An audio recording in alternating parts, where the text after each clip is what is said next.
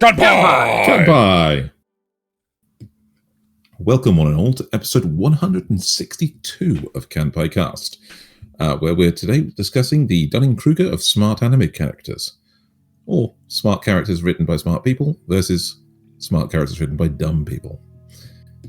Before we get into that, we're going to do the usual housekeeping, which is, as you are well aware, the like, comment, subscribe spell that we want to cast on all of you. And if you go down into the description, you'll find all the links below to the Kanpai Cast Discord, the Twitch streaming, the audio version with the RSS. Yes, or the the audio version. Yeah. Indeed. So if you're already listening to the audio version, welcome again. And we hope you come on over just to have a look at the memes, because you get to miss out on those on audio only. Wait, and while you're over here, in the audio version, do we link to the YouTube video? I can't remember if I built that or not. I don't know. I haven't looked at it. I just add them to the thing. Why would I use the audio version when I've got the YouTube version? Touché, good sir.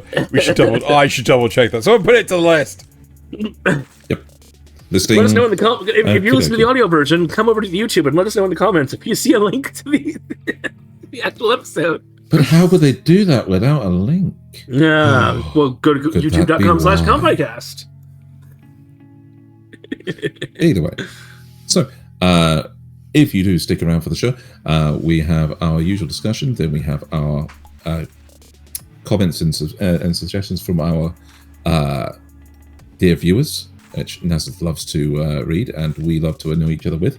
And stick around for the memes, where we will have our usual selection of idiocy from the three of us and some of our viewer-selected memes that are submitted to the Kanpai. Viewer-selected idiocy. So... I wouldn't count them as idiocy because they're a little bit smarter than we are. Right. But with all that said, welcome to the show, and we're going to lead off with trying to discover why are we here. It's one of life's great mysteries. Thank you, Nasuth. So, I haven't changed that for like several weeks now. It's been there for a while. Exactly. But nobody's read it out, so I thought it was a good one that we would use. Anyway, so I thought of this when I saw a topic pick up about smart heroes, and I was listening through it and realized being a smart hero always relies on the person writing them to be actually smart. Otherwise, you either crib from other smart people or you mess up and you do something overcomplicated and stupid that somehow manages to succeed. And I love that dichotomy. I love the fact that people like to write smart characters. They want to write tricky protagonists. And sometimes they're just not smart enough themselves to do so. So I thought that would be a great thing to start up with for this particular episode. Okay. Does anybody want to start with a suggestion? I do. Me. Oh, me! Ooh. Right, sorry. Young Master Xenogelion. Okay. Yeah. Come forward and present to the class. So, I want to talk about not the Eminence in Shadow. I know you want to talk about the Eminence in Shadow. I want to rage hate against Classroom of the Elite, right? So, I am of a strong belief that you can't have smart characters without smart scenarios, right? So, we've got a couple of brilliant instances of this. Full Metal Panic Brotherhood. Full Metal Alchemist Brotherhood. We've got Inspector. We've got Pluto. We've got Apothecary Diaries. Apothecary Diaries. Thank you so much. But they have very smart scenarios that are associated to what their characters are doing. I have a giant hate boner for the Classroom of the Elite, right? I think that might be the key to having dumb characters that are written by a smart person too. Because I'm thinking of stuff like KonoSuba or Undead Unluck, where you don't necessarily have bright protagonists, but the situations they're in are still smart and well thought out. Anyway, continue. Yes. So the whole premise of Classroom of the Elite, and I strongly advise no one watch this, and if this is your favorite show, I'm sorry. I'm about to prove to you why it's not your favorite show. The whole concept is that the top 1% of the super rich are super smart, super intelligent. They have such amazing genius about them to become the top 1% of all of society, right? And the way that they try to teach the top 1% is with a Lord of the Flies scenario. And Right. I couldn't fucking facepalm hard enough, right? So for everyone's benefit, Lord of the Flies is it a children's book? Young It's a adult. book you at read least. as children to get a lesson. Yeah, so it's a young adult book, and the whole premise is that you've got a bunch of boys that are stranded on an island by themselves, and they have to fend for themselves. Everything and they believe that they're in a scenario of Swiss Family Robinson, right? Except for that's not the case. It becomes It's like a treatise on society based on like the strong, might makes right sort of thing, and how that breaks down. Yeah. The weak are bullied into submission. There is an instance of cannibalism, fear rules, so on and so forth, and it just goes wrong. And in Classroom of the Elite, they have this scenario where 4 classes, class like 1A, B, C, and D, they are on a deserted island, and they have to survive a week. And they have this stupid game, points Somehow they collecting made 5 game, seasons out of this. And 5? I think there's Fucking a 5th one coming. 5? I thought it was only 3. Regardless, doesn't matter. The whole point is that at what point in time did Steve Jobs, Jeffrey Bezos, or Bill Gates Or fucking Elon Musk. I wasn't going to mention him. End up Oh yeah, it's on worth it. a deserted island to learn about being the top 1% of society. Like, seriously, what the... It's genuinely insulting in the sense that the idea that the richest people in the world, the top 1% of people in the world, are actually some super elite. They're not. They're people that got lucky with their investments and profited from massive amounts of compounding situations. Yeah. Instead of which is different from the other people. Sorry, that season tried their 4 investments and is failed. coming. Well, season 4 can fuck off. So it is 3 seasons. Currently 3 with a Still. 4th on the way. Yes. Yeah. There you go. It's a thing. There's people manage to get lucky with their investments and they're now super rich. That's it. There is no other explanation for it. There is nothing. Because even the people that claim to be super rich and are actually just, a couple of millionaires, are coming from families that invested their money better before them. Yeah. But another side of this is the simple fact that you've got so many characters that they're not super intelligent. They don't know, like, oh, well, if you mix these 2 chemicals together, the resultant reaction ends up explosive, or yada yada yada. It all their points of conversation are tricking someone into admitting something, right? And it's like, oh, I know you did the bad thing. Oh no, you know that I did the thing. Well, we do now because you just admitted it, you fucking moron. Ah, Right? that old chestnut. Yeah. I hate it. I hate it with a passion, right? It's okay awful. if used sparingly. But if that's No, it's literally not. all they do, then yeah. It's well, not literally, smart. It's only Yeah. it's only viable in a comedic setting, right? Mm-hmm. No, it's only viable when there is absolutely no other way to prove that situation, and the person they're trying to prove it is dumb enough to fall for it, and canonically dumb enough. It's got to be believable. Right, but this is Otherwise, a school then of the sure, top comedic. 1% of society. Exactly. In this situation, it doesn't work. Oh my bizarre. god. But that does actually lead on to another show. Unless Tino has anything else he wants to complain about with Well, this. I could go on for days, but like the whole premise is that it's really fundamentally important that the setting is of a solid foundation. Yeah. Yeah. Yeah, and I'm wondering if we actually have this in the system, because I suddenly thought about it while you're saying about the being left on a deserted island. So I wonder if we have Dr. Stone. Yes, we do. We do have Dr. Stone. Because that show does something a little bit... It tries to put them into clever scenarios, and it tries to write a clever person.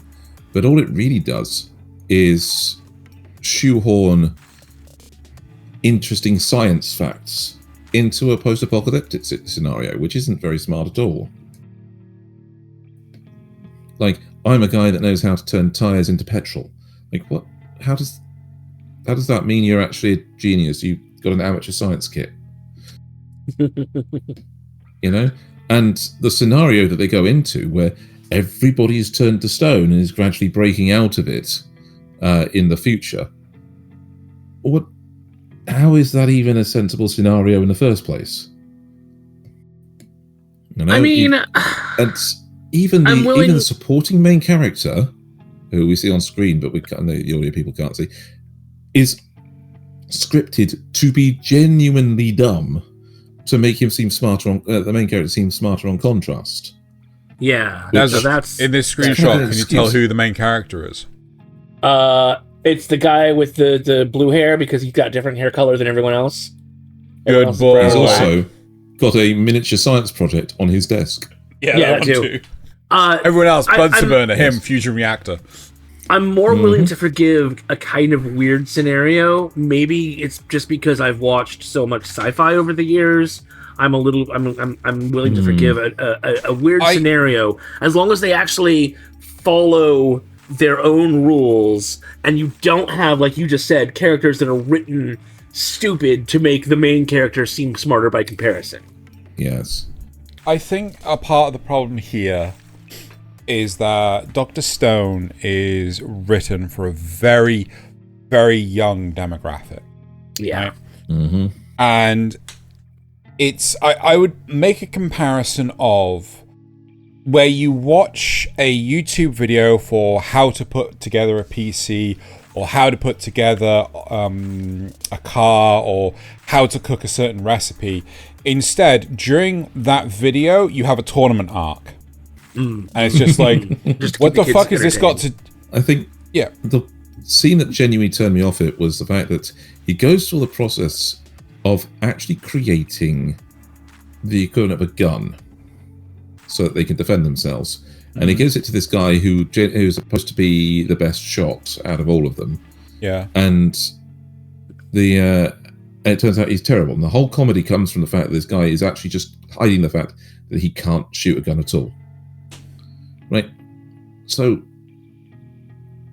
it's just the scenario is not smart. It's just, oh look, I've happened to have done all these amazing things to create a gun, and all the story is about this guy that doesn't know how to shoot it. It's like the Big Bang Theory, where you've got people who are writing nerdy characters, but they're doing it very base level with no understanding of what it really... Oh, I made a Star Wars reference. That means I'm a nerd now. I referenced string theory. That means I'm a nerd now. No, it really doesn't. No. Oh my god. Like, Don't get me started on that. But my question here is, right, this gun, right? What era of gun would you say it is? Are we talking like Monday, or are we talking about 1800s? Like, what kind? I'd say more 1800s kind of. Not it's more like a flintlock pistol. More like when the first cartridge was invented. That was 1900s. That was 1900. Sorry, I'm getting my eras wrong. Yeah. Conical bullet was at the end of the 1800s. That's why why I'm thinking of that. Yeah. So it's again, like, so we've got bullets with bullet casings and everything. Kind of, yes. Well, that's the only way you get like a magazine in a format. It's not a magazine. It's more like a revolver, but clunky. Yeah, but they still have to have bullet casings and everything. But the whole point is, it needs to be expertly machined, right? You have to have the proper tools and equipment in order to expertly machine this to like the micrometer, right? It's yes, you can kind of fudge it a bit, right? But the destructive, like, it just feels to me like, holy shit, did he really somehow make a gun? This feels like, we're talking about like bamboo telescopes are like, the equivalent of Star Trek phaser to us. And like, this feels off. I mean, anyway. Speaking of Star Trek, Kirk made a cannon out of like a piece of bamboo and some stuff that he found on a planet. So, it's totally doable. Some stuff that he just found on a planet. Yeah, some sulfur and whatnot. Let's see. Yeah, as I was saying, I think one of my biggest upsets with Dr. Stone. Well, yeah, okay, fine. Bugbears with Dr. Stone is the simple fact that so much effort is put into the preparation of doing the science, and then you don't see any of the science, right? There's this huge thing about them collecting sulfur, and they have to go into, I think it's a hot spring, where the sulfur concentrate is so high, it's basically sulfuric acid, right? And they have to go in with respirators and things like this to make sure that they don't suffocate, right? But like, they don't explain how the fuck they make the respirators. Like, come on, that's really easy opportunity. Yeah. So I'm looking through the list of inventions that Dr. Stone comes up with through the prologue. So it starts off with stone tools, grass skirt, rope, a bow drill, fire, traps and pottery, leather hide, clothing, wicker basket. And you move on, and he gets crossbow. Around that time, moving on into the main part of the story, pulleys. Yeah. Spear. And then it's clearly a battery. Moving on to a scale, a furnace, a bag bellows, millet flour, noodles. Then, of course, ramen from the noodles. Copper wire, lacquer, a lightning rod. And he moves on to glass blowing. Yeah. Other types of fired lenses, a gas mask. Okay. Then, for some reason, out of all the chemicals, a power-up science drink, a concoction designed to enhance physical performance. Yeah. So from the gas mask onwards, much of the science is just skipped. Yeah. So he finally gets cola, wireframe glasses, a katana, wire centrifuge, cotton candy machine, gears, water wheels, lactic acid, lead acid battery, electric light. He makes the bulb really early, a lot earlier than. Yeah. So going through. Then, of course, where is it? Oh, yeah, he even invents a black light. Copper coil, megaphone. Yep. Can I also point out, right, a katana, a proper traditional katana, right? Mhm. Takes like 6 months to make. And a Yes. whole swath of people to make it. The equivalent of a refrigerator, where he uses stone and cooling to cool down the stone. Let's see. He invents a fridge before he invents woven cloth. Okay, are we getting to a point? Yeah, we're just in the weeds now. Radar, sonar. Thaylien keeps going anyway. Yeah. I know, but I mean, God, some of these are wireless earpiece. Yeah, he does in fact make a revolver pistol with a rotational barrel rather than a cylindrical chamber. It has a rotating carousel chamber. Okay. It's fucking weird. Weird. Go on, Nasuth. Potentiometer. Pick on something to pick on. You know you want. So, from those ones. Yeah, Thaylien, yeah. From those ones, where it could take us somewhere a little bit more satisfying. Yeah, I was thinking about, since I mentioned dumb characters that are written by smart people, I was thinking about actually exploring that a little more. Go on. Oh yeah. But the only ones I think I added for that are. Oh no, that one works. Yeah, let's do Kill a Kill, because I don't think anyone would blame Ryuko of being a smart person, right? She's very much just hit it until it stops. Indeed. But the world is clearly written by a smart person who has put thought into things like, what are the life fibers? What is the story we're trying to tell with all of this? Why are there nudists? You know, even if the world doesn't fully make sense, like this, let's admit it, the school and this town make no sense in our world. No. But it plays by those rules. It's set up these rules and it plays by them. And that is clearly the hallmark of a smart writer, rather than somebody who comes up with a weird world and then doesn't pay any attention to any of the rules inside of it. True. For instance, Dr. Stone, which we were just talking about, which pays no attention to its own rules. Exactly. So you're right. In this case, many of the characters are genuinely written to be just going with the flow of this. Yeah, many of the enemies, for example, don't think so much as react to what's going on, and they wait to get told what to do by the people up higher up the chain.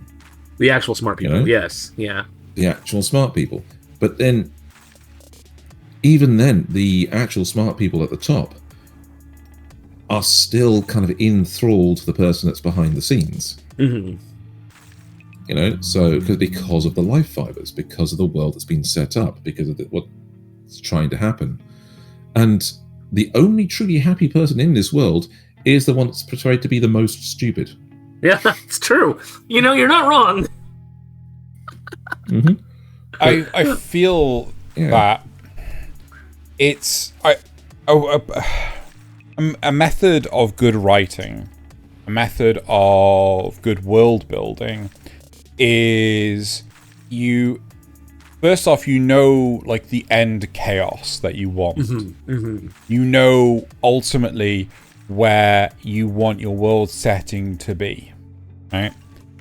And you gracefully go from everything is as ordinary as the world you come from as an observer, and you gracefully transition to this chaotic, what the F am I seeing? Right? Now, a good writer for the narrative will choose the best point at which to just flip the world and go, no, actually, it was this all along. Right? Whereas a bad writer will just kind of do it haphazardly.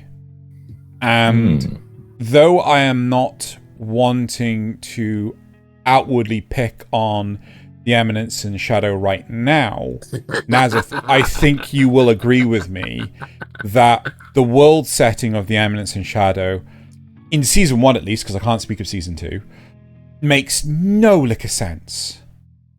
Right? He originates from a European style medieval town to going into modern day Japan. Yeah, well, I don't know, because even in like the 1900s in our world, you would have places that were, I mean, it was still vastly more rural, at least in America. It wasn't until like World War II that we saw this huge shift towards cities. And in those cases, the cities would be like, my mom grew up with a outhouse, like an actual literal outhouse. But then when she went off to college, suddenly she was in a big big modern society with all the goods and services and everything that comes from that. So I think that kind of world does exist. I will do you one better than that, Nasuth. So, before the invention of the mobile phone, how many cities or towns and small villages in Europe would have been exactly the same, barring landlines and newspapers, to the way they were 100 years before that?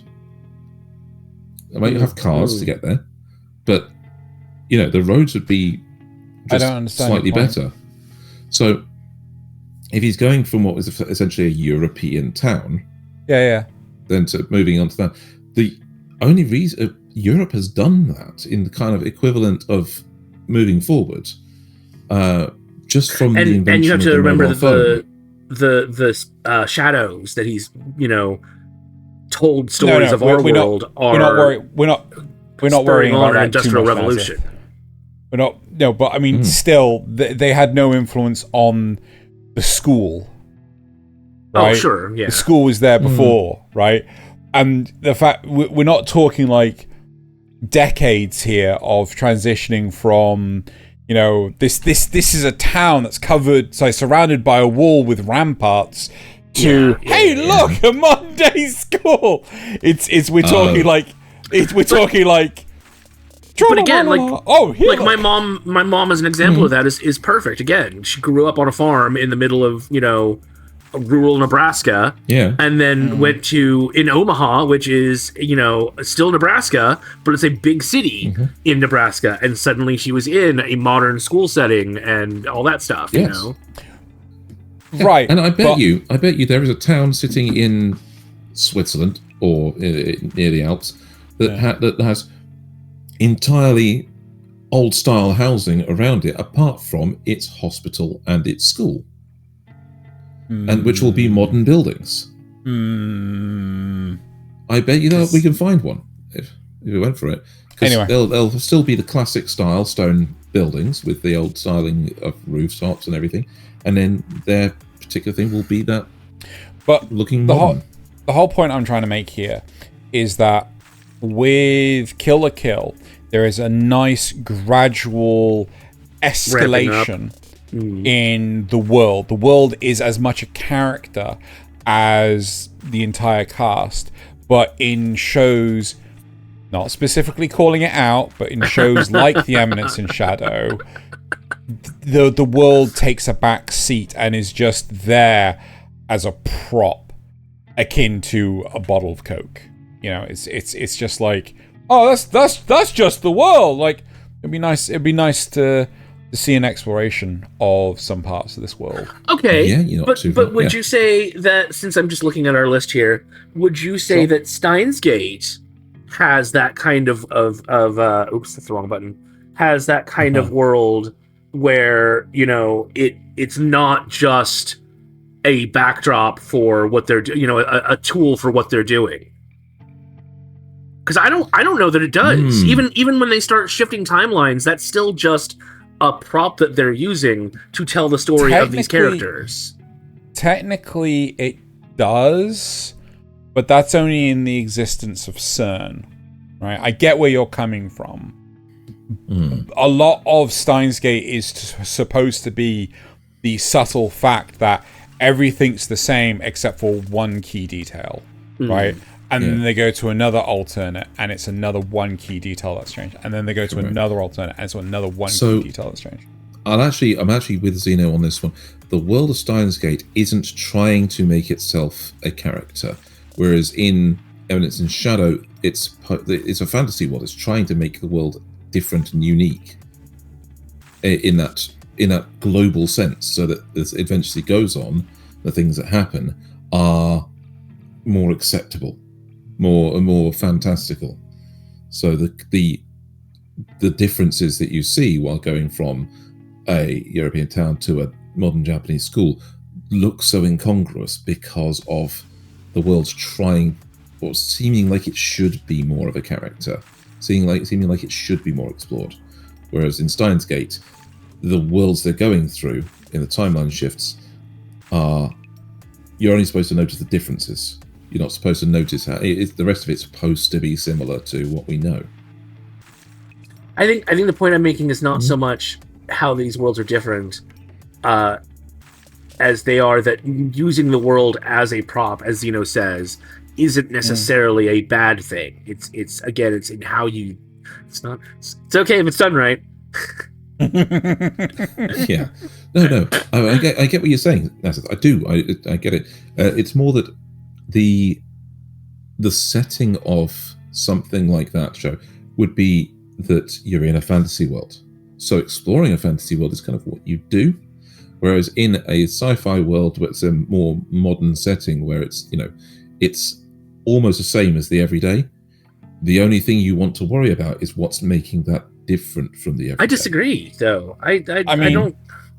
To go. I think a minor tangent, Nasuth. To follow up with the point you're making and what myself and Thaylien are making is summertime rendering.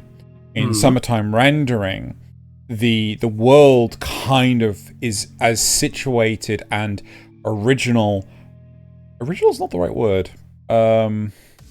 Generic as ours, right? So we have complete familiarity with it, but they do spend a lot of time with building the idea of the shadow sickness and that sort of thing. No, not just that, but the island itself. The island is an enclosed thing, right? The island is what's they spend special amounts of time in different that's sort of what I mean with island. like the shadow sickness, because that is a island tradition that only exists here. Yeah. So they spend a non-zero amount of time focusing on where key locations are. The fact that when you see them wandering around in the sort of like woodland areas, you're like, it makes you feel like, wow, this is like a really rural area. Yes. So I keep getting confused between rural and urban. I have to go through them in my head every time. So yeah, so I think that is on par. So where in summertime rendering, the location, the island and everything plays much more of a pivotal character role, right? In Steins Gate, it is more of we're trying to be an inert prop. Yeah. But it's purposeful in that case, as opposed to just because. Yeah. As opposed to feeling like it's just left out. Yeah. So I think that's probably what you don't like about Eminence and Shadow, is not so much that the world is a prop, but that it's just incidental. It's not. Yes. There's no purposeful intention in making it a prop. It just is. Yeah. Okay, that's fair enough. Like even though what's the name of the damn thing? So I've got a couple of points that I want to touch upon. First off, even though I'm not the biggest Shonen Jump fan, Naruto has a brilliant world setting. Like the Hidden Leaf Village is such a character within Dragon Ball Z, where everything just looks the same, but exactly maybe a different color palette. Exactly. That's like. But at the same time, you have other shows like. To pivot the dichotomy, right? We've got the two ends of the stick here. We've got Sword Art Online, which is like this. You've got so much canvas here with this world setting, this video game world setting, this Aincrad. Like, why aren't you painting any of this picture? like this like, okay, we've seen the starting zone. We've seen some caves. You've seen it from the outside once. Would you say Shangri-La Frontier does a better job of that? Yes, this is the other end of the stick, right? Shangri-La Frontier has like proper maps, proper locations. Yes, they take the piss with like Firstville, Second Town, Thirdington. They take the piss in that sense, but it's a case of. But that's deliberate. Yeah, and they go around different areas and things. The areas themselves feel like they have such presence and purpose. There's one area that is getting a decent amount of focus around the 8th town, which on the bottom, on the ground layer, is full of miasma, right? And it's just like, no one can go through it without like loads of healing potions or cure potion, antidotes. But on the top layer, it's super deadly and it's covered in crystals along with crystal scorpions. But the place feels like it's genuinely a place that I kind of understand what they're going through. Because I've played World of Warcraft and Final Fantasy XIV, and it feels like an actual place within a video game.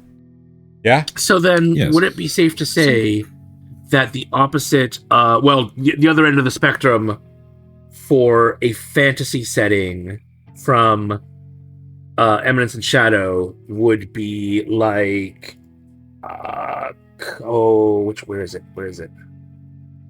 Can we look it up? That one. KonoSuba.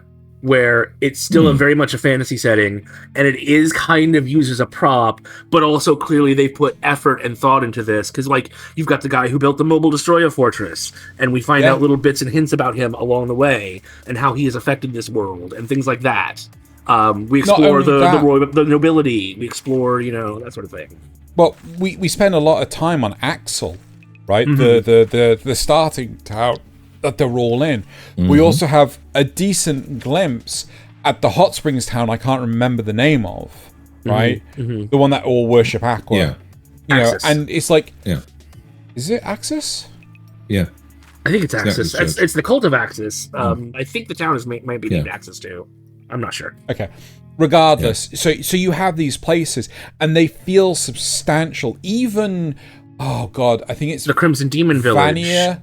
I think is it Verdi? Verdi. The castle that keeps on getting blown up. Yeah. The castle that like Megumin keeps on blowing up. That feels like a substantial place. We've never seen inside it, right?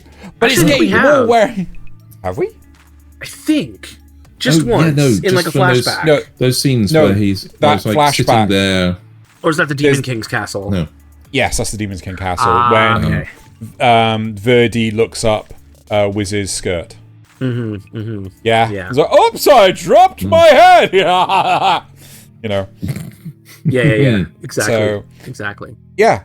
So I feel that the world setting alone is so important that it's good when the audience becomes familiar with key locations. But when everything is just like, swept under the rug. So far in Eminence, all we have is the main city and the one he traveled, the lawless city that he traveled to, where the vampire lady lived, and that's it. And that city only existed really to have the confrontation with the vampire woman. Wasn't there a third one? Wasn't there a third one which was where the tournament with Mundane Man and everything happened? That may have been a different city. But in part, that's part of the problem. It doesn't feel. This enhances your point. Yeah. There's there's a whole point. There's a whole thing. And granted, when it's like a modern day setting, it doesn't really feel that important to distinguish the difference of what This is Shinjuku. This is one of the problems I had with Jujutsu Kaisen. It felt so impersonal, the world, but because they're reliant on so much of you knowing what is it, Shibuya or Shinjuku? Shibuya was the season 2. Yeah. So like that, they were so reliant on you being familiar with that, it felt so impersonal. But in reality, if you knew that place, it would feel even more personal. Yeah, it's like having something set in New York or London, right? You know, you'd probably know those a lot better. Or Cardiff, and you say that it's London, Doctor Who. Yeah, obviously. Yeah. Anyway. Yeah. Anyway. See, it's interesting because you brought up Dragon Ball Z as a thing with no words. Absolutely zero personality. Yeah. And then But the original Dragon Ball had personality. And I would argue that Daima also has personality. Yes. I think it's because Z focused so much on the martial arts. And of course, the manga itself didn't have a lot of that. He didn't want to draw as much of the backgrounds. He wanted to draw the fights. But the big three, Naruto, Bleach, and One Piece, all seem to have really filled out worlds. So with Naruto, as Xeno said when he came in at that one, I thought, because they actually go in, they explore the other villages, they have the places they go to for different missions and things. Bleach has very distinct worlds, even though that the backgrounds they use for them can be very repetitive. So, Hueco Mundo, Karakura Town, Soul Society. Okay, question about One Piece, though. Does it really have an interesting fleshed out world, or is it more like with full maps and everything? Is it more like in some sci-fi settings where they go, oh, here's Forest Planet, here's Desert Planet? There is definitely the element of the Planet of Hats thing going on there. Yeah. You're absolutely right. But they do have a fully fleshed out world that they come from that is explored and actually. How long did it take for that to happen? With the way opening of the manga. They literally map out the world in the opening chapter. And do it in the first 2 episodes of the show, where they show off the world, the 4 oceans, the Red Line, and the Grand Line. That's go into East Blue, and they flesh that out. So they even have when there's the point where the Grand Line crosses the Red Line and becomes the new world. They have a whole area of that devoted to how you cross the Red Line, whether you do it as part of the military or whether you do it the pirate way. There's a whole thing they explore with that. I'm not sure I'm willing to grant that, but I will. So no, I mean, and then the 3 of those seem to have very distinct world building for their things, even though it's with One Piece Planet of Hats. The rest of them have some. They actually go more in depth into their worlds than DBZ ever did. Even with the fact that DBZ actually did try and go off to other planets, they ended up just being different coloured wastelands. Yeah. Gentlemen, I want to ask, are we in agreement that some of the most boring settings for a world being a character are just your tournament arc? Tournament pits of Colosseum boredom. They're all the sodding same. It's very hard to design a different looking Colosseum. Right, but I don't know. Even if it's built around... No, I argue against that, good sir. Good sir! Good sir! I argue against that. Dead Man Wonderland. Okay. Yeah? Okay. Dead Man Wonderland. An exception that proves the rule. But that's not a saying. Yeah, you literally have the saying, the exception that proves the rule. No, it's just a lie. No, by having one exception, it means that you can find only one example of something that isn't that. That's what it means. If I only have one example, which actually no, there are more examples. I will grant you that. But no, what I mean is that for tournaments and tournament arcs, you can have a world that's been a bit fleshed out. So my argument on that would be Fairy Tail, in the sense that they did actually explore their world and fill that out. But then they went to the tournament arc, and the tournament itself had no world building, had no exploration, nothing. You're right. But that show did have better fill out world than some of the others on our list. I'd also say that Go-Go Loser Ranger as meh as that turned out to be for other reasons, the setting was actually pretty well fleshed out, and it did end up with a tournament arc. You see, like this is my point. I disagree with that sentiment, Nasuth. Mm-hmm. Right?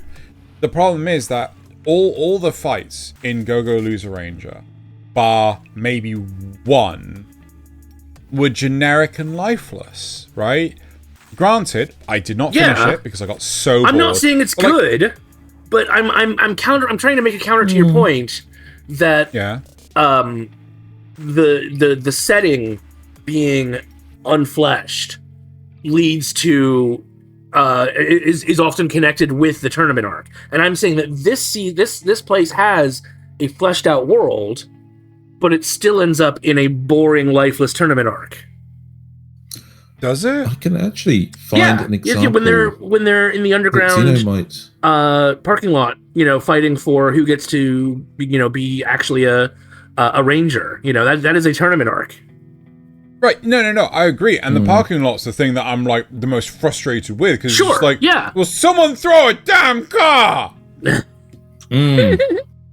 But the setting is still fleshed out, unlike anyway. Yeah, I agree with you on that one. You're regular at Magic High School. Tournament arc in both seasons. What was the tournament arc in the second season? The exact same thing, the Magic games. The same is true for... They have a Magic arc. Yeah. A Returner's Magic should be special. The fact you can't even remember that it's a tournament arc, it's... Did they have one in season 2? Yes. I thought it was in season 1 and season 3. The fact that you can't remember. No, because season 2 was all about the vampire people. I don't remember there being a tournament arc in... Am I just shutting time with that? I'm thinking... I could just be shutting time, but either way, there's 2 tournament arcs in the existing content. Yeah. I haven't seen High. I didn't see 3 because I wanted to binge 3. Yes. So I just haven't gotten around. Which you never got around to it. Yes, of course. Because I did say it was good. Yeah, but like again, the tournaments in at least season 1 that had a lot of character to it. Right, because it wasn't just like, Pikachu, I choose you. They actually put a lot of effort into the different games and things. It felt more like an Olympics event than it did your stereotypical, I'm gonna punch you and then you fall over and I cry. You could make that argument for Loser Ranger, though. The problem is that Loser Ranger didn't have a lot of logical consistency in that. Like the girl drawing the images, it's like how does she have time for that sort of thing? But they were still trying to do creative things. They were teaming up. They were creating what's the word I'm looking for here? When they like fake out the bad guys. Not distractions, tactics? But similar to that. Tactics, essentially. Yeah. So, you could make all those arguments for Loser Ranger. It just used them poorly to poor effect. Okay. I have one final point about this is an exception to your quote-unquote rule. The tournaments stuff, right? And that is no game, no life, right? Ah, yes. Where every fight, it's like every battle they have that actually has a proper stage and everything is really well kitted out, right? Yeah, they have dumb fun games in like a pub or but when they actually have things like the chess tournament, not chess tournament, but the chess game or the VR game. But I would argue that none of those are a tournament. So, in the same way that the Magic games from that is a more an Olympic sports event, this is just a more a set of individual battles sequentially, not a tournament. It's like shit. He's got a point. Shit, does he have a point? However, I don't know if he has. Unfortunately, I do. But okay, I think we've dwelled a little bit too long on this. The world. I do agree, you know. Putting things into a coliseum and having people just punch each other for round after round after round in the knockout tournament style is just boring to any series. Yeah. So yes, takes away. I wanted to go on to another show where it's dumb people in dumb situations written by a smart person. Okay. I love those. And that is Den. no. I was going to go with No Longer Allowed in a Parallel World. Okay. Which I accidentally clicked on Nasuth's deck board instead of mine. It happens way too often. Yeah. Oh, yeah. So, yeah. Now, this is a show where the characters are designed to be dumb. Yeah. Or, at best, normal, and then being made dumber by the situation. So they start off most of them start off as perfectly normal, but they're drawn into the situations of this world and this protagonist, and it just corrupts them into just going along with the dumbness of it. And that, to me, has been absolutely hilarious to watch. So I mean, this guy, he wants to end his life, but he wants to do it in a specific way. But at the same time, he can't help but want to tell stories. And so he's very melodramatic about it all. And they did a very fun thing in the middle of the series, where they went to a village that has been taken over by a bunch of thugs, hooligans, led by somebody with powers that looks like he comes from another world. And the people of the original people of the village are all living like in a secondary village they've had to make because this hero's moved in, this former hero has moved in and set up a casino on the site. And there is one member of the village that has basically gone over to the casino side and made herself a bar to serve alcohol to the bad guys, basically. And everybody in the village treats her as a traitor for having done that. But in reality, she's using the bar to draw in the people that would normally go and raid the village and abuse people and get them drunk and make them go home, basically. And she's actually been working to save the village the entire time. And you figure that out by basically just the main character. He just wanted to drink. He went in and found a drink, found a nice person to talk to, and figured her out. Just like, you see him realize something about her. And then the story plays out, and it's quite clear that he knew the entire time because he's a depressed idiot. He knew exactly the idea. He could see this other person wasn't who they say they are. They're actually a depressed idiot as well.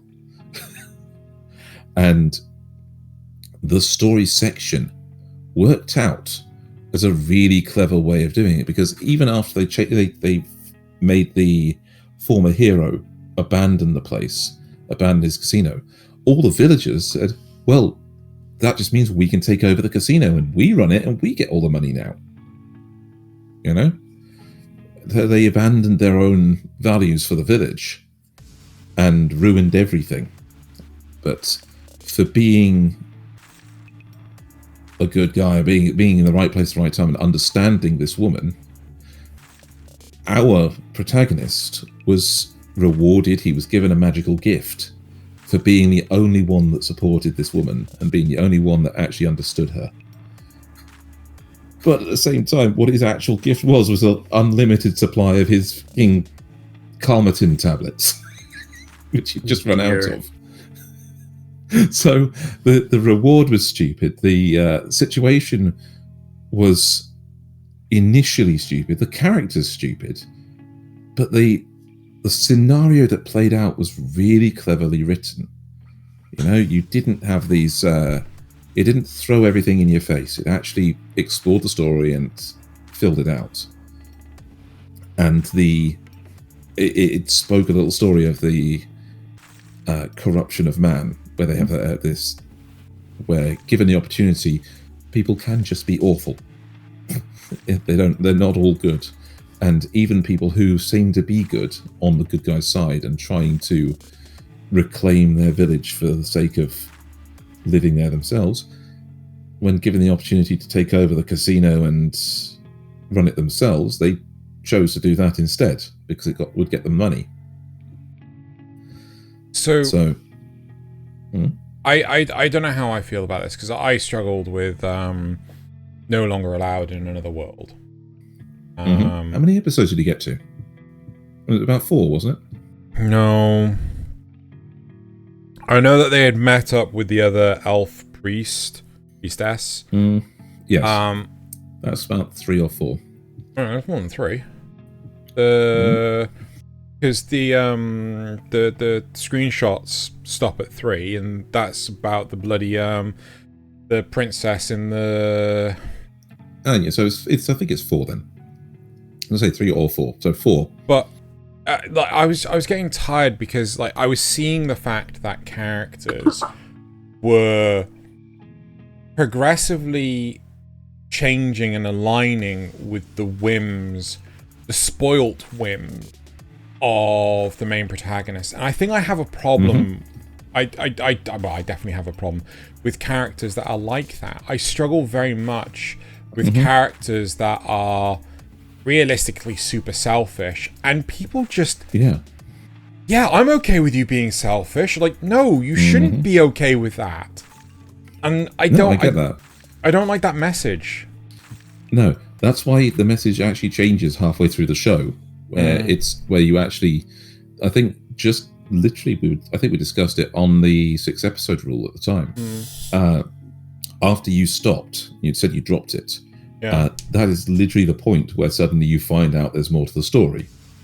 And I don't usually like shows that do that. Oh, you've got to get through the first 4 or 5 episodes and then it gets good. I don't like that. It's a 12 episode show. You can't have half the show not being good. And so some shows you will drop people because of that. Unless the differences are necessary. So you see what things are like before, and then you can appreciate the change even more. But how often does that actually happen? Yeah, I mean, like, the one... I think it did in this case, but, Maybe I'll pick it up again and give it another go.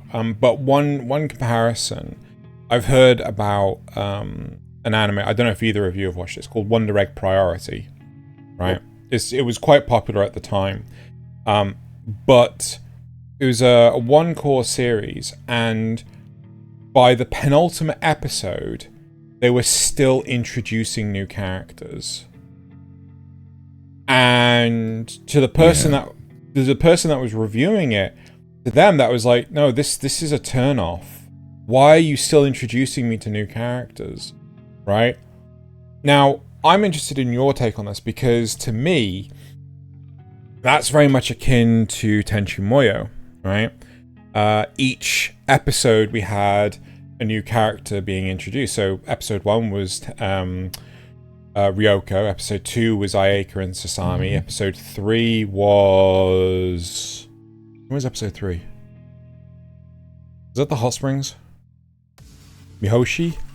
Yeah, I think it was Mihoshi. Episode 4 was Kagato, which granted was like a villain character. Episode 5... I think it was Washu. I don't know that it's necessary to go through every episode. No, but still, the whole premise is the fact that, like, every episode. But when you got to later seasons, like later, OVA 2, right? There was like the odd new character being introduced, right? And then, Thaylien, I think you're right. I think this is episode. I think I did get to only episode 3. Yeah. So yeah, but there's like the odd new character that's being introduced, as opposed to your episode 11. You're still getting new characters. Yeah. I think it depends on if so. Obviously, we're talking about anime, and a lot of times anime is adapted from a manga source. And in the manga source, you don't have seasons, the same way that it's more of a continuous thing. And so I think you run into an issue Especially in when light you're... novels. Yeah.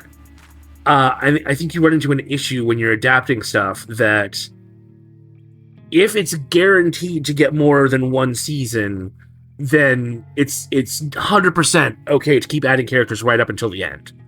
Yeah. If it's only getting one season, I could still see an argument for doing it because, again, it's okay if it's done right.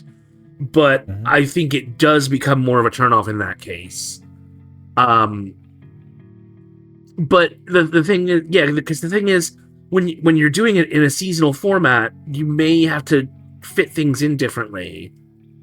You know, you may not be able to insert all your characters right away. You may have to bring them in slowly as they are appropriate for the story. If I may interject. Sorry to step on your No, it's fine. Your heels there.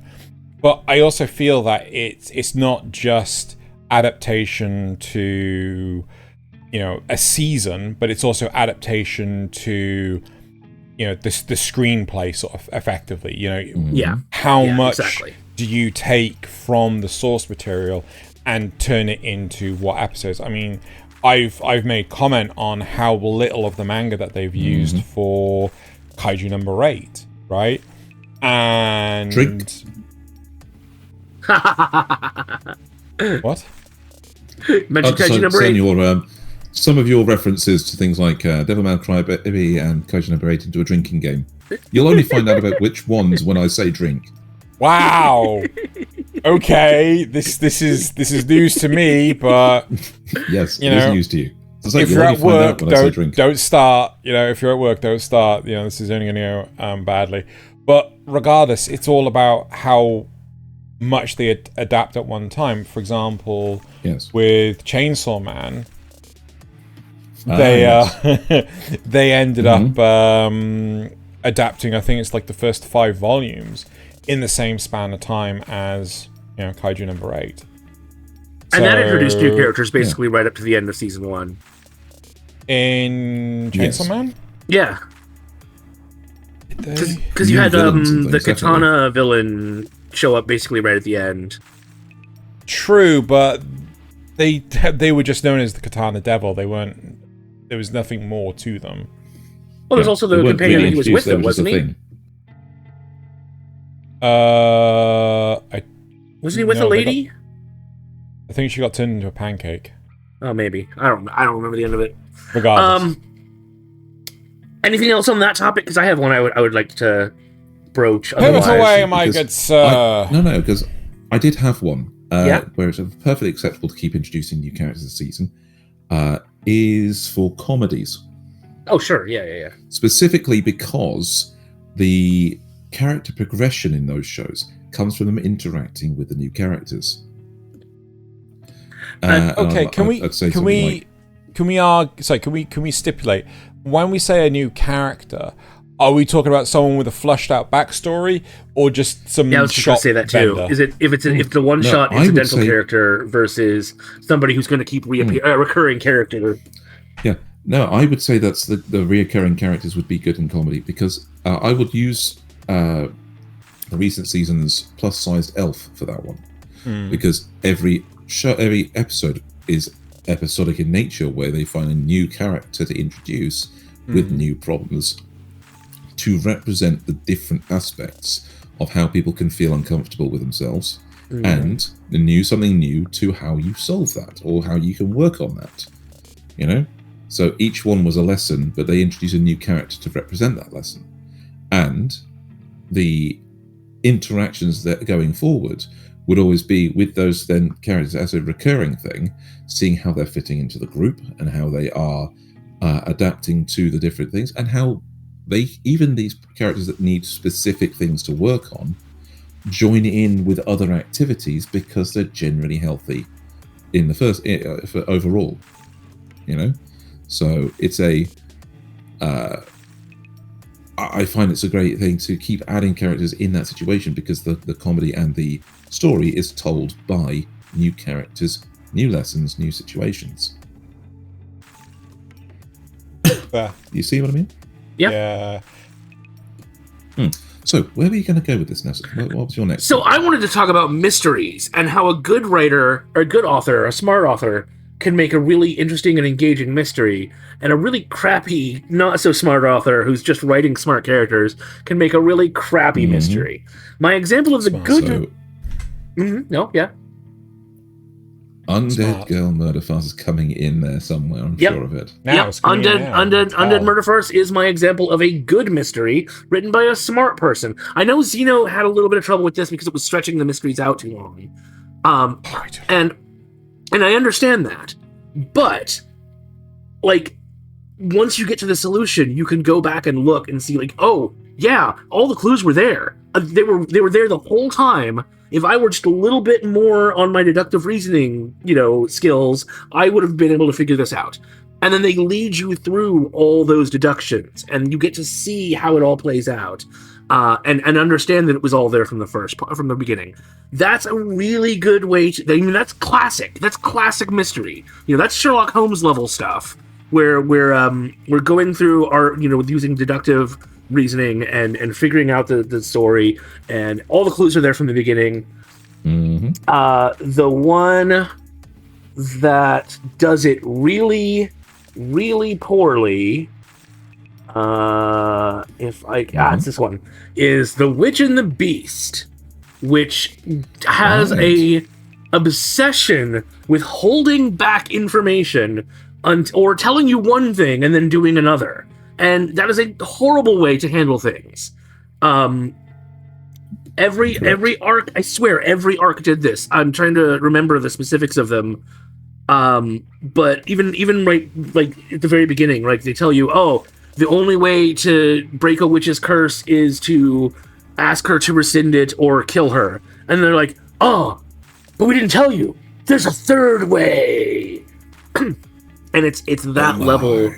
Exactly. It's that level of garbage reasoning where you don't have all the information. There's no way for you to know until they spring this surprise on you.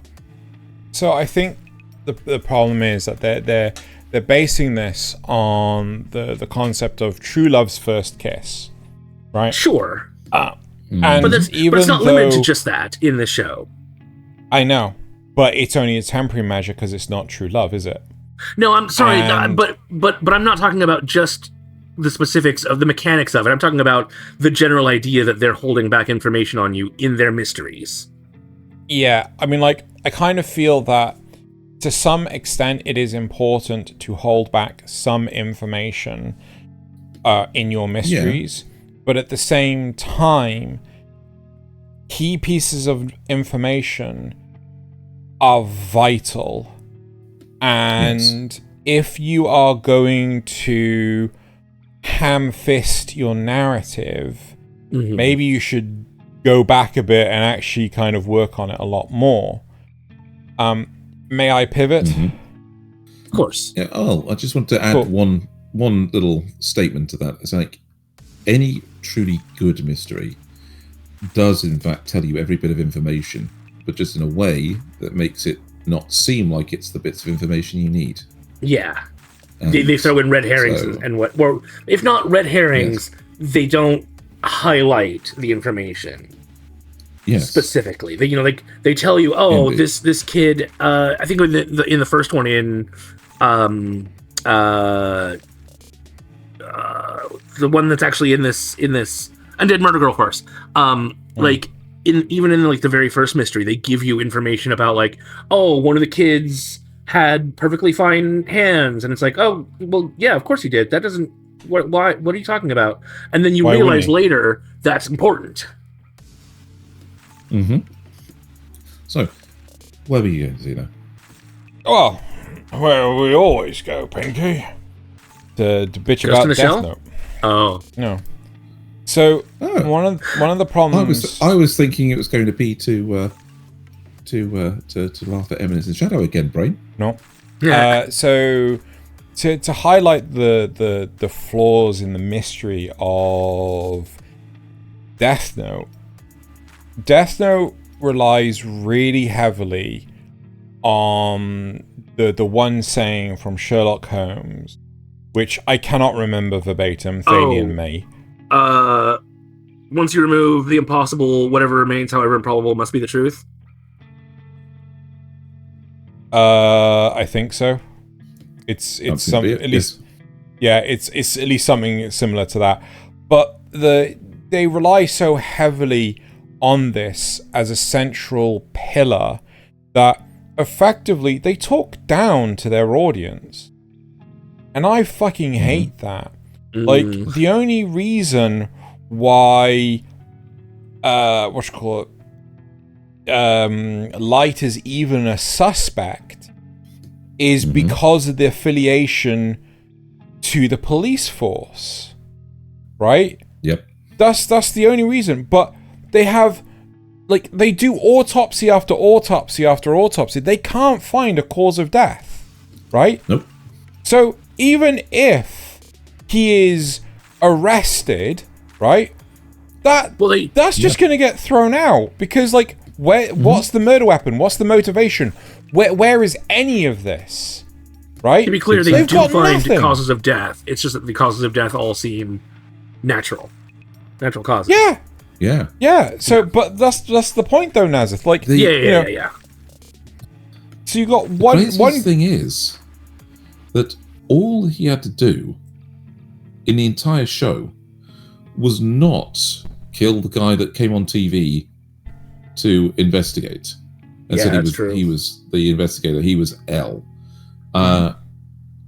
That's all they had to do was not interact with that. He could have stayed in his room doing exactly what he was doing, and they would have no clue.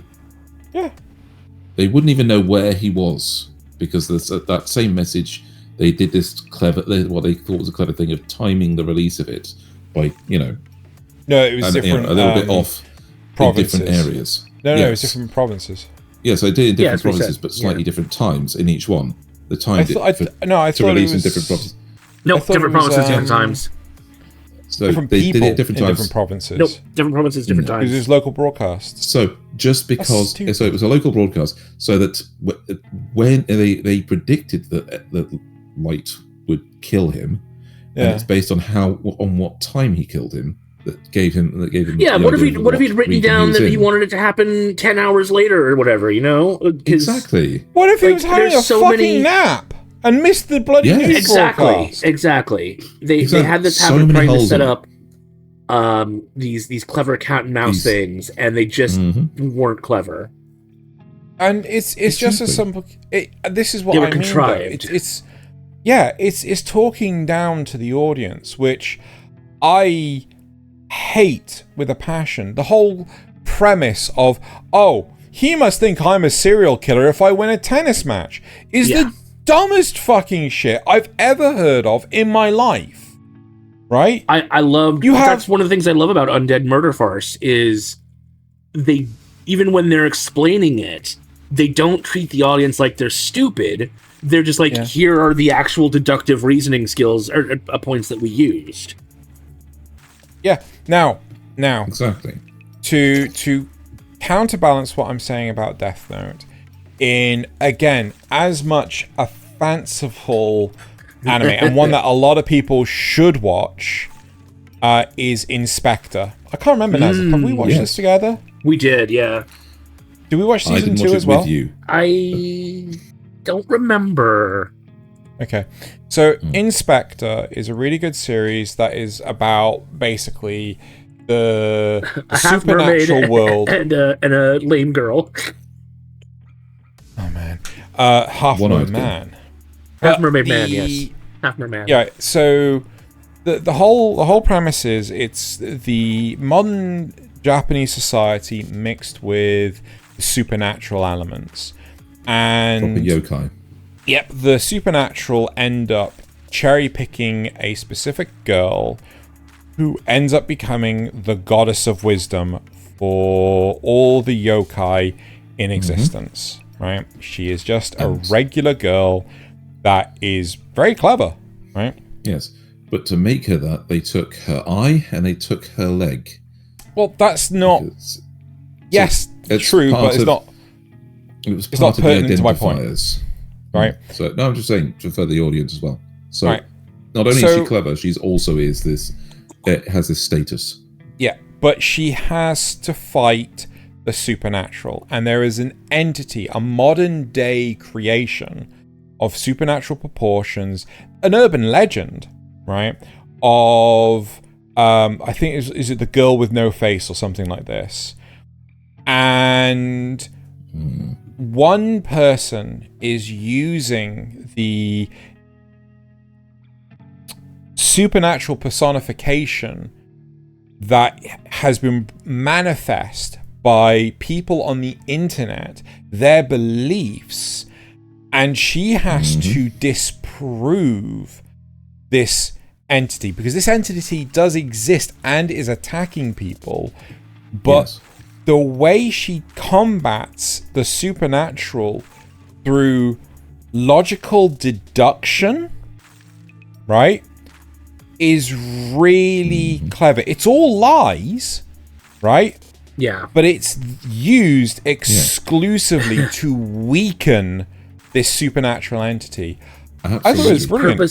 She's purposefully using logical fallacies that look like logic but aren't. Yeah. Yes. And that's clever in its own right. She knows it's real. And not only is it real, she has to have her assistant go out and fight it, doesn't he? Yeah. To try and hold it off and stop it from attacking people. Yeah.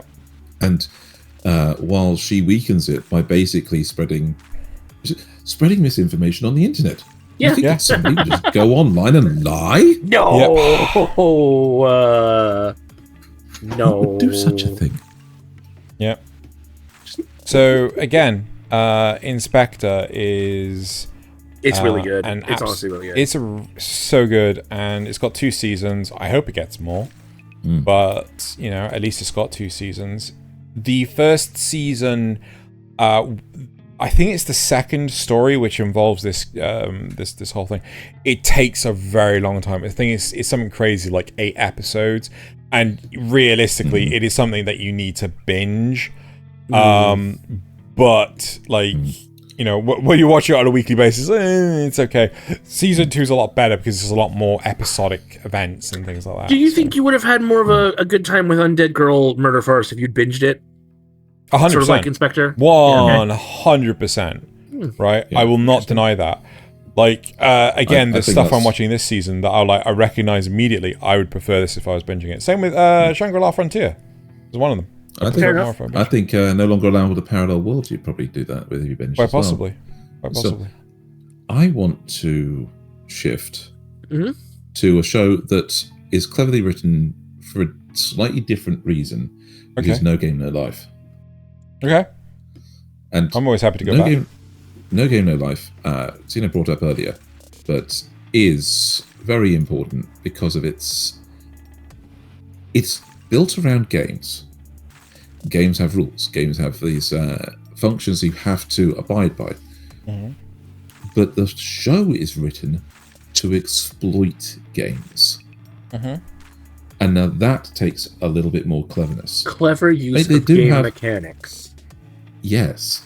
So when they bring in an actual video game into the mix, there is a silly thing where he actually figures out how to exploit a video game, but so many people can exploit video games. So few people can exploit a game of chess. And I loved the way they did that because it's magical chess. Of course, the chess pieces are alive. And if you have the ability to command, then the chess pieces can perform better than they would if you were just playing regular chess. And the fact they don't tell him that, they don't tell the characters that, they just do it, and he figures it out by what's happening, literally by context, and then presents a way to use his own and his sister's charms to make their own troops better. So they switch from playing chess to using charisma. A dating sim, effectively. Yes. And using the things that they knew from that. And especially him trying to seduce the enemy queen. To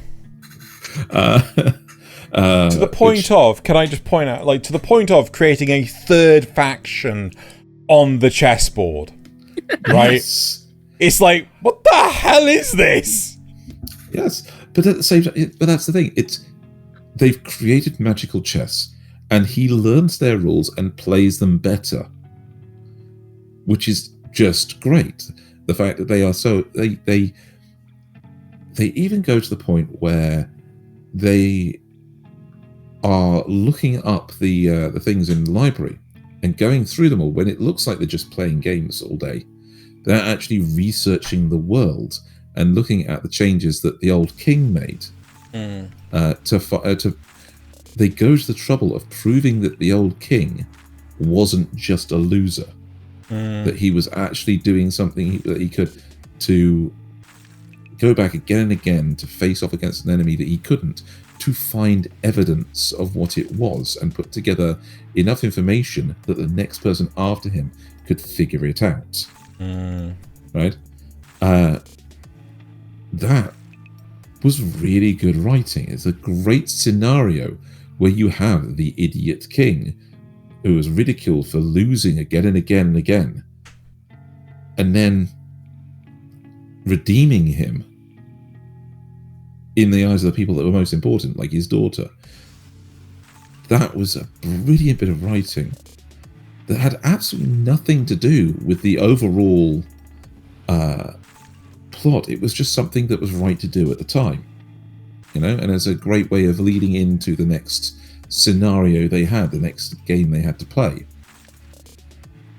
But the games they actually do play, from simple things like regular cards at the very start of the game, they're playing, I believe it was poker at the very start, where the princess was about to lose. She's losing to the person who can use magic, and so if you cheat, you just don't get caught. And he realizes that because of magic, other races have that advantage and can cheat without getting caught by humans, and so he finds a way around that. I love the word game that they got into with the Flugel with what's her name? Genuine waifu material. Yep, Jibril, and yeah, I can fix her, bros. I can fix her. But but the word games they went into with that, where they knew that as a Flugel, she would know things about the world that were scientific, and but given that it would come down to putting her into a situation where she couldn't say a word in return. That was really, really clever, because they even came up for the idea that even if she couldn't speak, she would still possibly come back with a way to actually respond to their words. And so they laid in an extra layer of word predicting what it would be.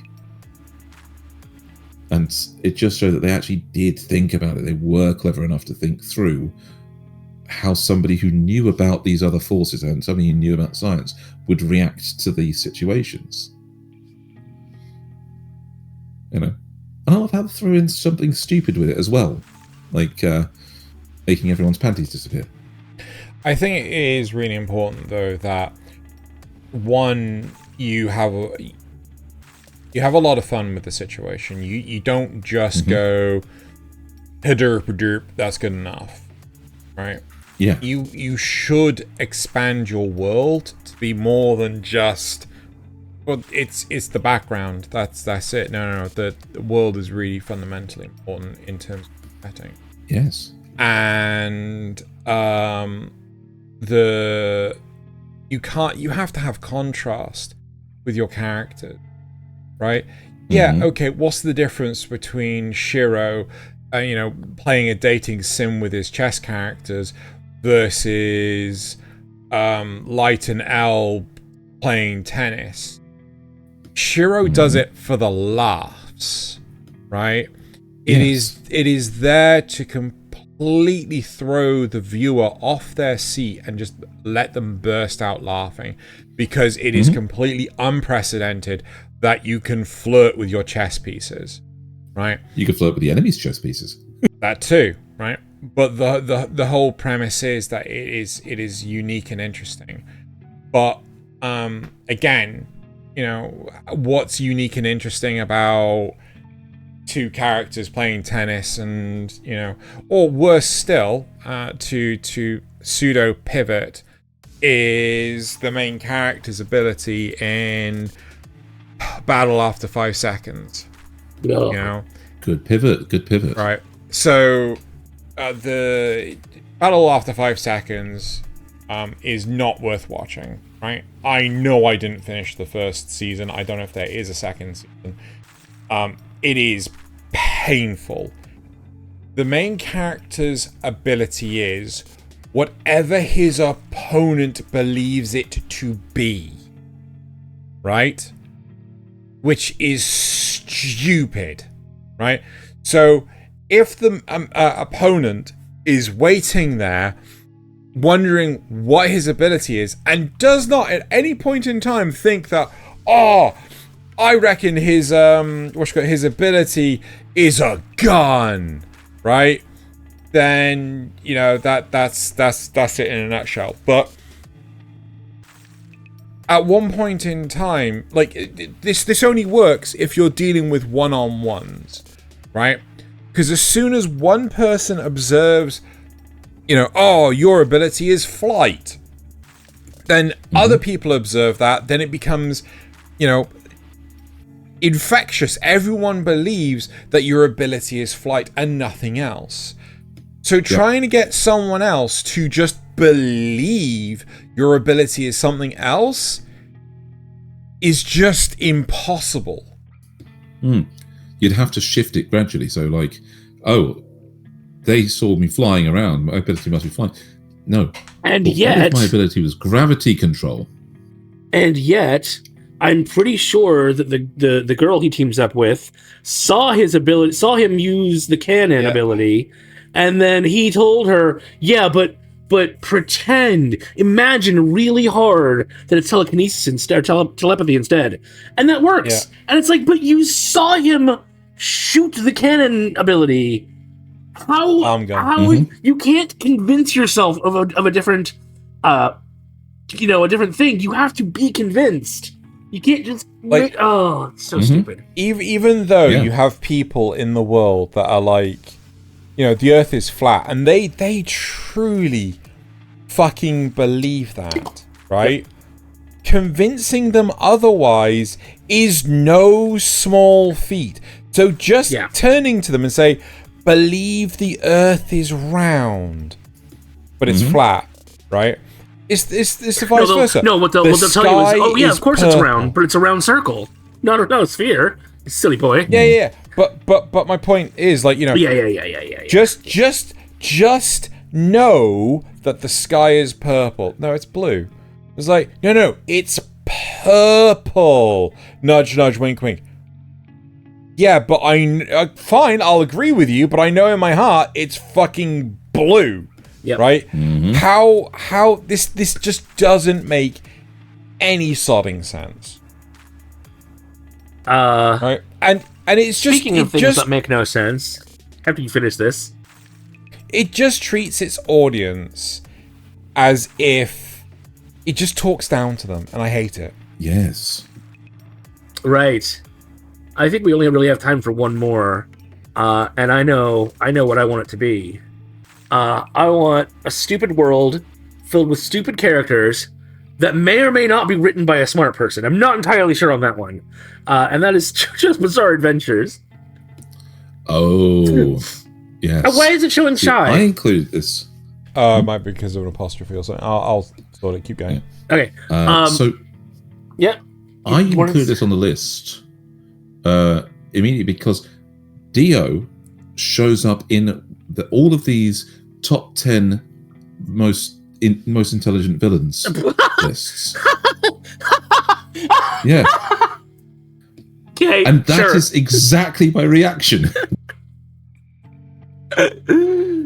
So you two have watched more than Dio, I. But no one in this show is like. I think the smartest thing that they've ever done in this show is when Jotaro.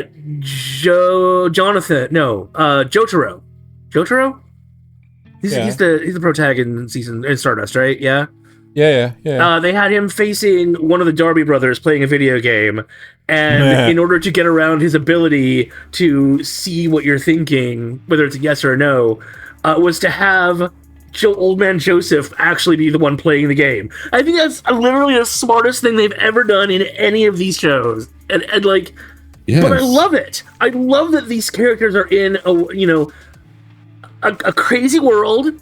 They're not exactly the brain trusts, and it literally is just the rule of cool to get through this. Like this. Yes. Okay. Maybe also when Kakyoin discovered Dio's ability and passed that on to Jotaro, maybe also that. Yeah, but then Jotaro didn't actually use that in any way. He just made him. He just willed himself to also have the world as an ability. It's just like so dumb. So I would argue that in JoJo's Bizarre Adventure, your power level is akin to your bravado, right? Yeah. It's all based on rule of cool. Yeah, and I love JoJo, right? Uh-huh. I've watched it all. It is utterly stupid. I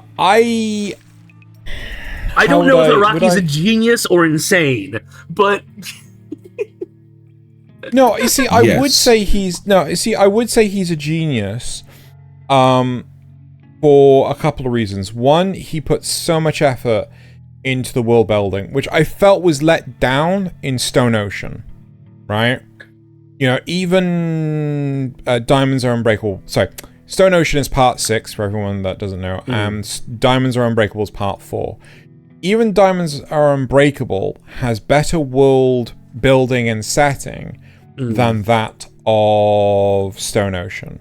Right? I love the characters in Stone Ocean, but I felt so disconnected from the actual prison itself. I was like, I don't. They might as well have been in an alternate dimension or something. Yeah, it might as well have been in a white cube. I don't know what's. So, I feel that first off, Araki is in love with fun, right? He loves writing dumb fun events and things like this, but not only that, he doesn't talk down to his audience, right? We have a joke within our inner circle, which is that an enemy Setsuna? Yeah. Cessna. The plane, right? And the fact that Joseph Joestar, Old Man Joseph, can't be in any vehicle because it breaks down, right? Every vehicle he gets in gets even going all the way back to part 2. Yeah. Yep. So he's a cursor among. Yes, that is an inner joke and everything. Sorry, it's an inside joke and everything. But again, it's the rule of utter bravado and stupidity really rules in JoJo.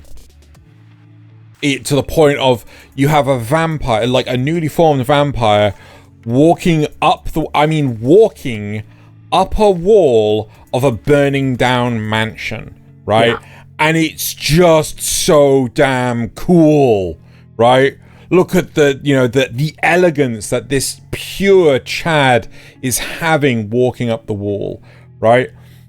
It's dumb, but it's so fun. Yeah, 100%.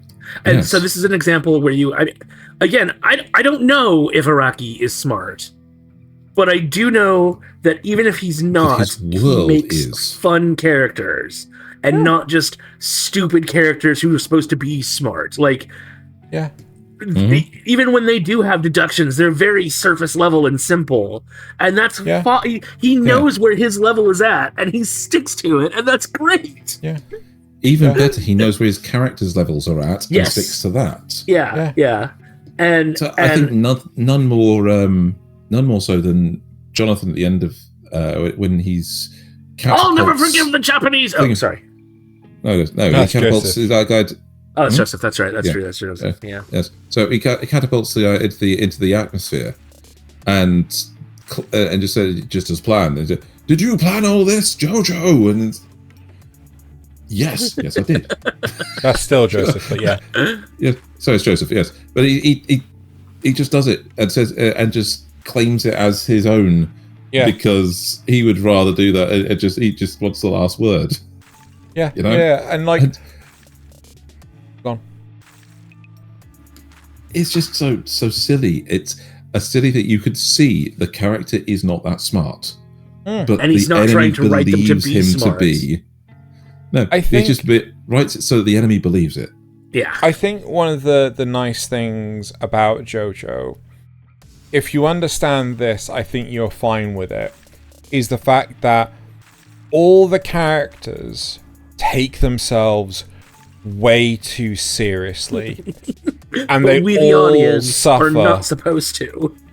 Yeah, they all suffer from being Chinibyo, right? Absolutely. But for everyone else's benefit, being a Chinibyo is when, you know, you're walking around school and you've got an eye patch on. It's like, because you've got the crimson eye and you can't let the demon lord out. And it is so pomp and circumstance. Yeah, That you are cringe as all hell, right? It's like being in middle school and being like, yeah, I'm a Power Ranger. No, I can't transform in front of you because that's not allowed. That sort of thing. Yeah.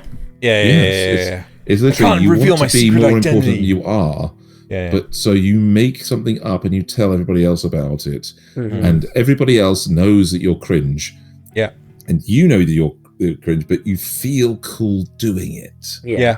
And that is JoJo in a nutshell. Everyone is super cringe, but they all feel cool doing it, and that's why I get on with it. We love it. Yeah. You know, they don't think themselves to be the like. It's not like Battle After 5 Seconds, where you're taking the main character takes themselves way too seriously, and then so does everyone else around them. And it's like, no, don't. You're not that special. Yeah, I mean, in a minor contrast, and this is the last one I want to say. I'll never. Charlotte, right, I need to. No. Even though I love Charlotte, right, I do love it. I can't go without shouting out Apothecary Diaries. Ah, of course. Right. Oh yeah. That is one of the ones that got us into this. You need to fucking finish it, Nasuth. I do. Apothecary Diaries is fucking incredible. I mean, everyone should go watch it. The second season is coming out in January, or starting to come out in January. I have watched the first season, I think, 4 times now, and I'm still picking up on subtle nuances to the point of like, oh my god, I think it was by the 3rd time I watched it, I had worked out one of the major plot points for the whole show, and I was trying to explain it to a friend, or a couple of friends, with I had to get a whiteboard. I actually had to get a whiteboard and actually draw the whole thing out. This is another one where they've got all the information there for you, but they just haven't put the pieces together for you. You can put them together yourself. Yeah, I love that. Yeah. So, and it's subtle, it's clever. Like, again, the scene that's currently on screen for those who are watching, in this scene, Jinshi, who is the guy that's currently writing something down, is trying to trick Mao Mao, who is the main protagonist, and basically writes down, you with the freckles, right, stay behind, right? And he holds up the sign. No one else can read. None of the other servant girls can read. She's Only not she supposed to be can able to read either. Like, that's the idea. Yes. Yeah. So he then dismisses all the girls. Like, thank you everyone for coming. They all leave, and she stays. She's just, oh damn it! If I left, no one would have questioned it. Exactly. You know, I love it. It's such a good series, and everyone needs to check it out. Like, but it's not just stuff like that either, because they do still have comedic moments and character building moments. You know, it's not just like. If I have one criticism for Undead Murder Farce, it's that there's not much in the way of character building because it's all focused on the mystery. And this, like, manages to balance that out. It's everything. If this did not come out the same year as Free Rent, I would have claimed this as anime of the year. Yeah. It's great. Agreed. All right. And it also hits that period piece itch that I have too, because it goes into a lot of detail about the palace and the inner workings of the concubines and stuff. It's great. It's great stuff.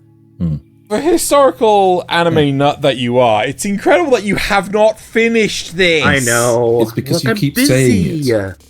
Yeah, sure. So, okay, whatever. Now. Honourable mentions before we go. Yeah. Solo leveling for being something that was genuinely fun in the source material and was ruined by bad writing in the anime.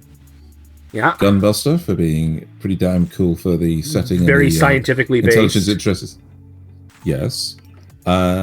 We did bring in before we Spy Family, which I think that's somebody who's almost clever enough to write clever characters, doing their level best to write clever characters, but there's actually idiots.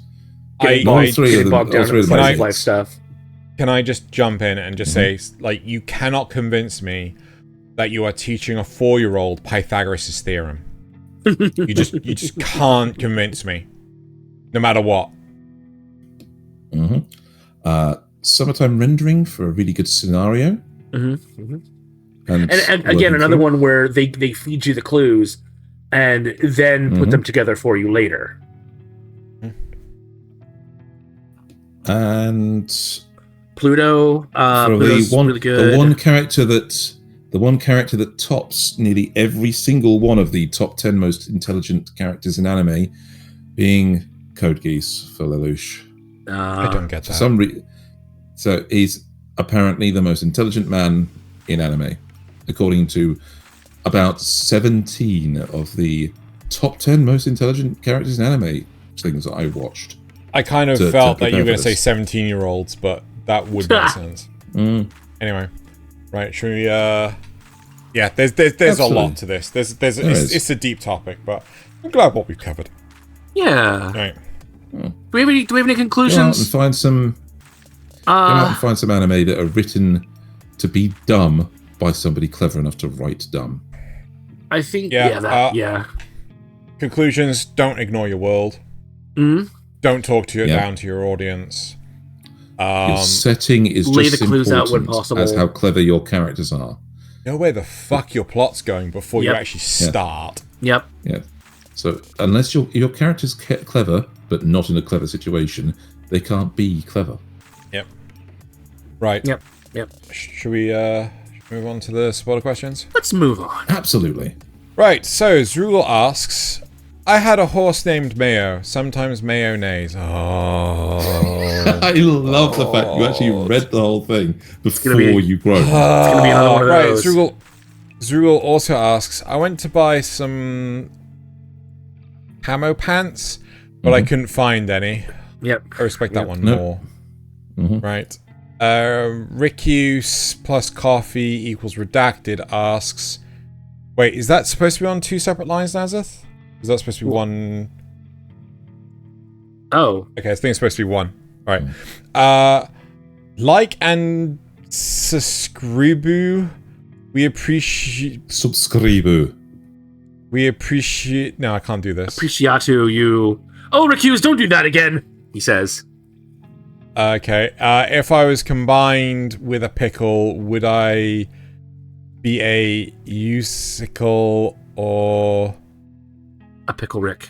A pickle Rick. Of course Ricuse. not. You'd be a Rickle. A Rickle, yeah. You'd be a Rickle. Yes. Anyway.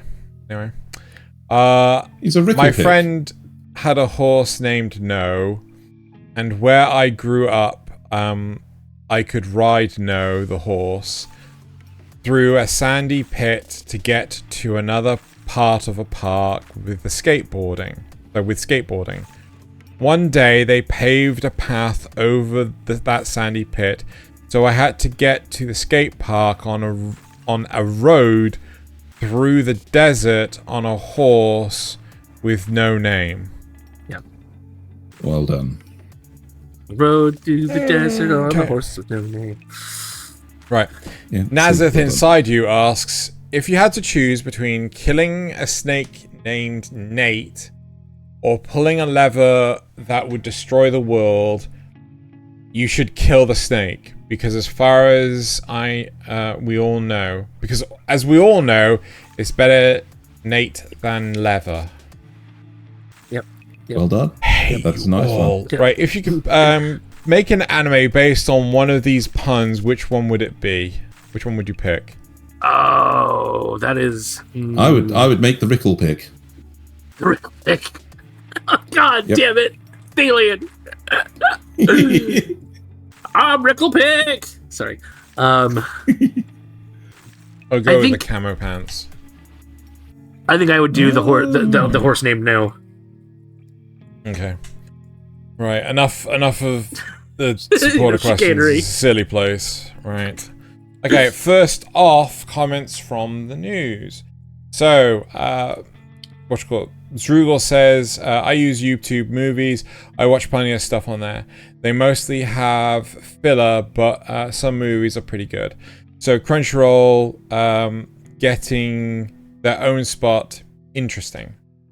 Godzilla -1 is a great movie. It's a fucking fantastic movie. Yeah. Thaylien makes a pun and there's an edit, lol. Yes. Yep. They literally pointed out that I made a bad pun and then suddenly there's a cut and we start doing something else. It was, in fact, because Naz had some trouble, but Right. Yeah, it was it's an true. interesting cut. Strombus Shell says, I'm oddly interested in the Death Note game. Poor you. Yeah, I think Maybe- that's because I think that's not because it's Death Note. I think that's because it's a social deception game, much like Town of Salem. So really, he's interested in Okay. Town of Salem. Moving on to the Amogus. comments from the cast. Strombus Shell says, oh god, that was last week, wasn't it? Come, brothers! I'm using that spelling so YouTube doesn't get angry. That's fair. Jewel Thank says, you, Strombus. oh, I totally forgot to submit anything for this. In my defense, I've been sick for over a week and I feel like crap. No worries. Hope you feel better. But I'm looking forward to this. Oh my god, you guys used that new catchphrase, "Come brothers," quite a bit. We sure did. Yeah, we did. This one got silly and stayed there. It was a really funny episode. Great work, guys. Yep. Right. was And Thank now, you guys out there. I mean, unfortunately, Zrugel was ill, but for everybody else that submitted to the episode last week, we had a lot of fun filming. That was great. I would love to do another Right. one of those sometime. Thank you all. maybe in the new year. So let's move on to The memes. Everyone's favorite. best part of the show. His favorite. So as always, we have gathered most of our memes from Reddit. I've got one from YouTube this time. I don't remember if you guys do.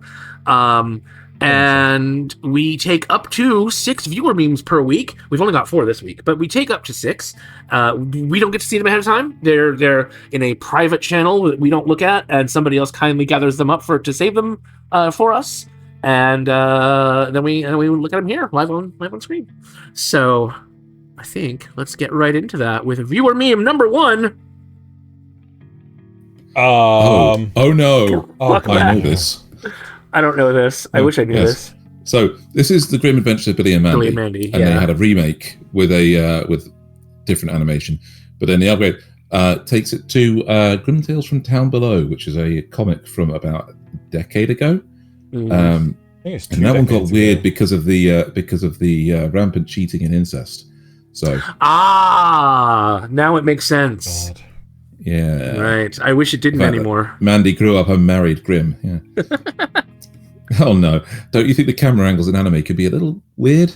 Oh, What do you mean? God. I wish we had this one labeled as They spicy. are, but I do appreciate them. Yeah. Maybe don't call your attack final if you're gonna miss. Oh, I love this meme. Zeno? Oh, sorry. 28 years have elapsed since Hero the Himmel's passing. 40,000 years have elapsed since Himmel the Hero's passing. Yep. would watch the fuck out of that. 100%. Yeah. Oh. Yeah, it was- All right. Yep. On to my memes, where I've got a lot of video memes this week. Oh, yes. I remember wanting to include this one. But it's so long. It is pretty long. I might have to cut it.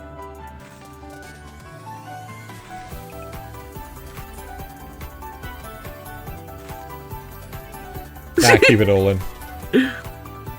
Xeno says, keep it all in. We're keeping it all in. Keep it all in. Oh, yep.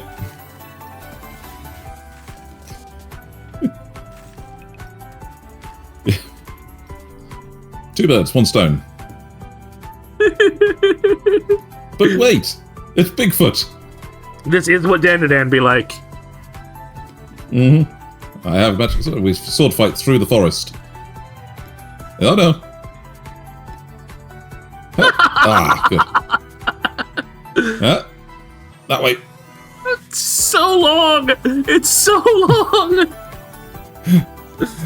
To pull it out of the shark. Oh. Yes. All right. Yeah, spirals are pretty cool. Wow. Indeed. Pretty clever. That time you met Jesus and he was just like, haha, check out this sweet yo-yo. Nice. If you wanna go, then you go to hill and go down. How subautistic English dubs sound like. You're fucking. You are fucking. You fucking. You bloody. You bloody. Bastard bitch. Fuck you. Bloody fuck you, bloody. Fucking mother bloody fuck bitch. Bitch, you bloody fuck you. Fucking bloody bastard. Benchwood bloody. Benchwood you blunder. No, but why? Bloody no. Why? Bloody fucking. If accident, then what you wanna do? Why you fuck me? I fuck you, bloody. Bloody bastard. Fucking running like lady, eh? Bloody. What the fuck, man? Yep. What the fuck? Yeah, the thing is, that video finishes with, have a nice day, at the end of it, for some reason. Yeah.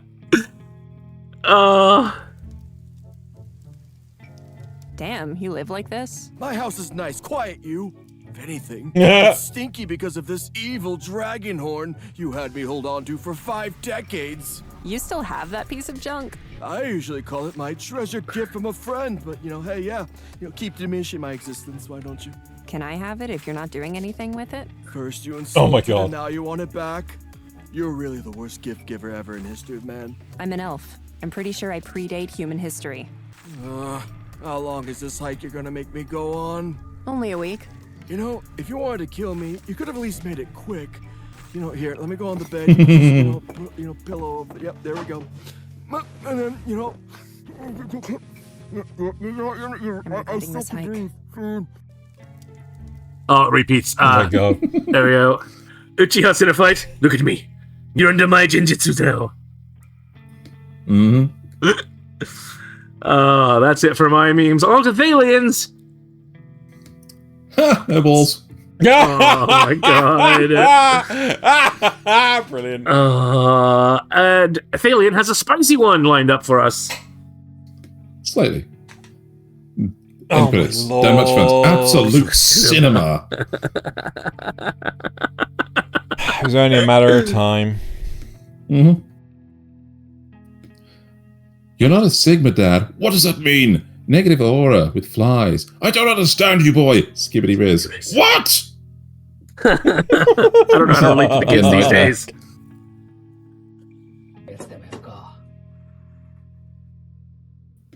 Why do you think boys go to the bathroom alone? Probably because they're doing something lewd in there. 今までは出たと。そろそろ元の時代に帰らなきゃ。おいお前、体が。さよなら。未来で待ってる。ヒロミー。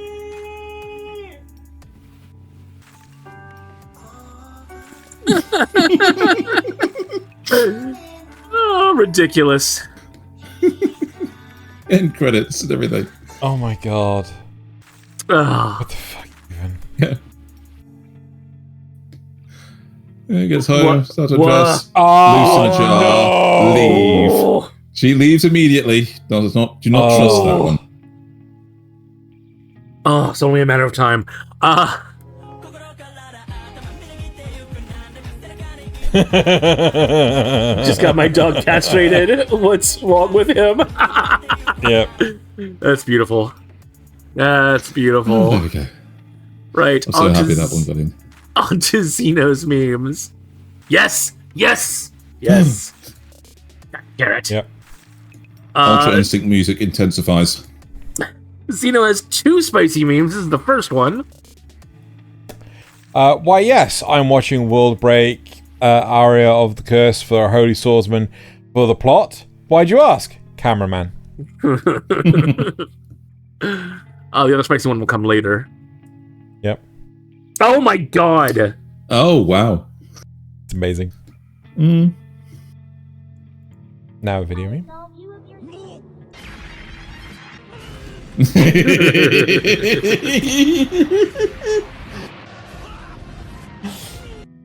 Yep. Yep. See, with loose, I could understand turning triangles into squares. Yep. Yeah. そろそろ教えてくれないか君が何者なのかそうじゃの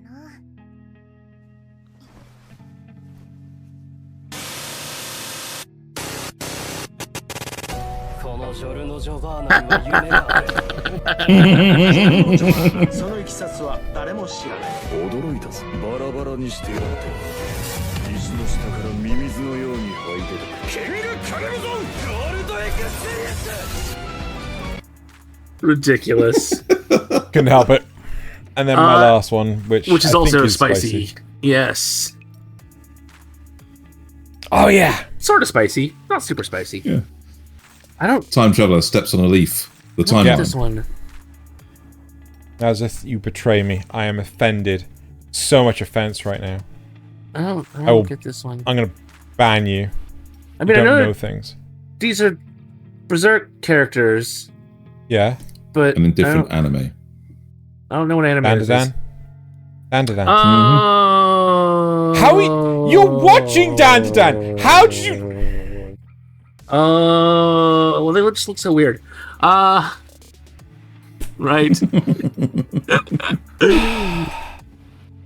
I suppose I should actually transition back to the big people. There we go. Yes. Hello. Right. That is it for. I'm just so offended by now. Right. Speaking of that's it Dandadan, for is it this. next week the 6 episode 6 episode review. follow up? Yeah. Yep. It is. So, that's it for this week. Thank you all for watching and or listening. Next week we'll be covering the half-season review, and now it's time to bottoms up and Kanpai! I'm not having any more of this, otherwise I'll stay awake all night.